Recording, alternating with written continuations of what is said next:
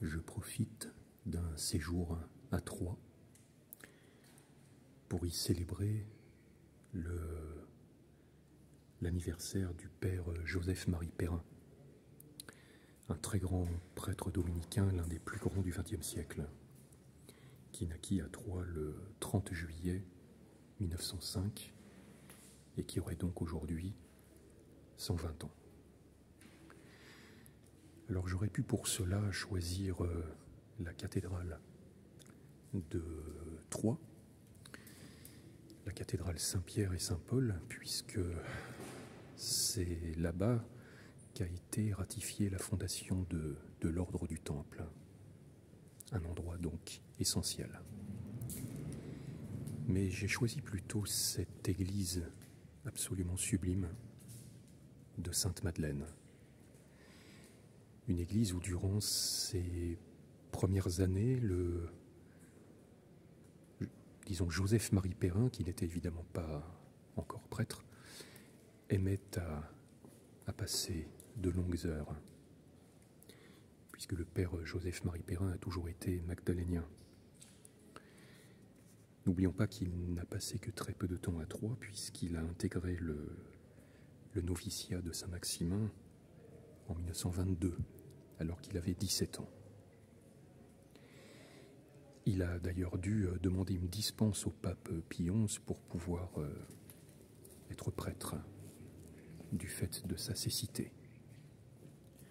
Alors ici, on a un jubé, un des rares jubés encore en place de France. Vous voyez ces murailles de dentelle, ou ces dentelles de muraille. Un jubé, en fait, possédait à peu près la même fonction qu'une iconostase dans les églises orthodoxes, c'est-à-dire qu'elle servait, avec de grandes portes, à isoler, ou disons à protéger l'endroit le plus sacré de l'église de la vue des profanes, des croyants. Enfin, pas des profanes, des croyants qui participaient à la messe. Alors bien sûr, le père Perrin, c'est celui qui a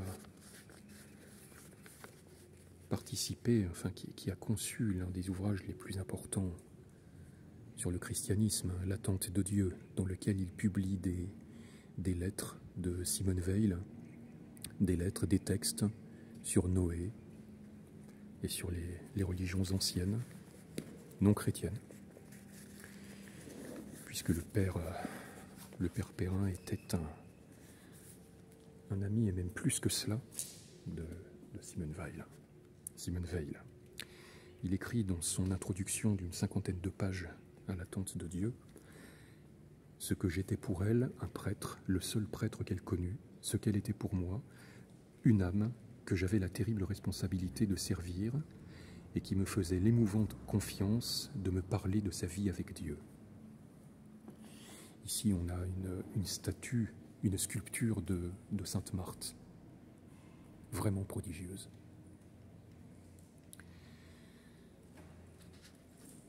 Le père Joseph-Marie Perrin a rencontré Simone Weil à Marseille en juin 1941, et c'est quand même lui qui l'a mis en contact avec Gustave Thibon. Et il a essayé toute sa vie, durant toutes les années qui sont suivies, de faire baptiser Simone. Hein, on connaît tout ça. L'Eucharistie se révèle à elle, elle ne manquait pas la messe du dimanche et aimait à prier dans la lumière de l'hostie. Elle avait vraiment faim du pain surnaturel, et c'est une des raisons qui ramenait en elle la question du baptême. Alors, les obstacles au baptême, bien sûr, étaient nombreux. Ils sont très très bien explicités, bien sûr, par Simone Weil dans cet ouvrage, Attente de Dieu. Le père Perrin y explore également 3 questions principales au sujet de Simone, à savoir, selon ses propres termes, son horreur d'Israël, son amour des religions anciennes, la Grèce, l'Inde. Je ne me souviens pas personnellement avoir lu des lignes de Simone à propos de la religion celte. Et enfin, troisièmement, son aversion pour l'Église. Mais en même temps, précise-t-il, elle était prête à mourir pour elle. L'aversion pour l'Église visible de Simone reposait entièrement, il me semble, sur son profond anarchisme et sur la distinction qu'elle opérait entre l'individu et le social, une distinction de même nature que celle qu'opérait Franz Kafka. Ici, on a une très belle vie de Sainte-Madeleine, mais je vais aller un peu plus loin, où l'on trouve un splendide vitrail. Alors le père Perrin se trouvait au couvent Saint-Lazare, des Dominicains à Marseille, juste en face du domicile d'Edmond Rostand.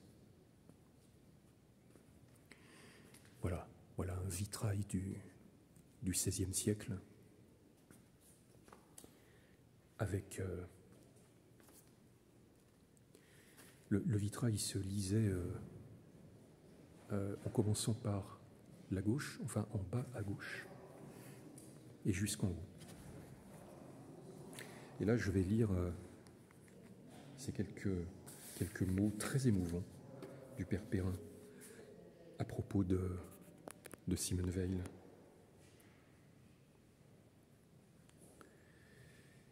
Simone Weil est peut-être chargée en premier lieu de rappeler au monde le prix de la vérité. On n'achète pas la vérité avec des idées ou des discours, mais avec soi-même.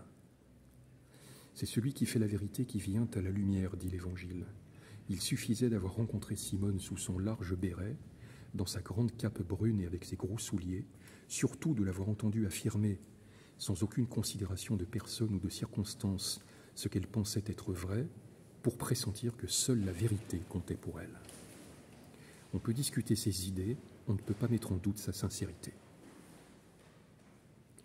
Depuis qu'après sa mort, j'ai su bien des circonstances de son enfance et de sa jeunesse, j'ai pu me rendre compte à quel point, même avec moi, elle s'appliquait à être anonyme. Avant sa dernière lettre et le contact, après sa mort avec les siens, je ne savais presque rien de sa vie. Surtout, elle faisait la vérité par son effort héroïque pour aimer son prochain comme elle-même, son prochain, n'importe qui.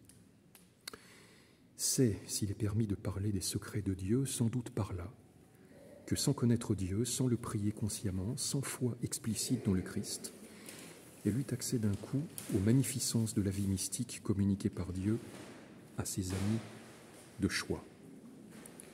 Il me semble que c'est son amour passionné, absolu de la vérité, qui était alors à son insu une forme de l'amour de Dieu, et sa compassion totalement fraternelle à l'égard du prochain, qui l'ont élevé à ce niveau où la charité devient saveur et découverte lumineuse de Dieu. Elle n'a rien en elle de juif au sens où en parle saint Paul, pour qui la croix est un scandale. Pour elle, c'est au contraire la preuve la plus convaincante, la révélation la plus éblouissante de la divinité du Christ.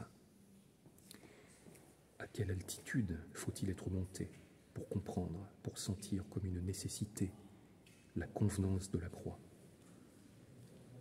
pour découvrir que tout gain est une perte dans le Christ et prendre ainsi le goût de tout ce qui est dur, humiliant, écrasant, crucifiant, au sens le plus fort du mot.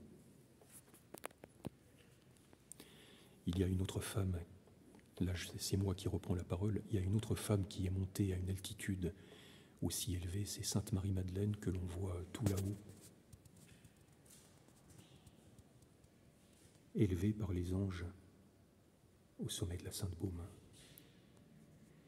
Dire à quel point je suis ému de retrouver la Sainte-Baume au fond d'une église de Troyes, la Sainte-Baume au pied de laquelle est justement enterré le père Perrin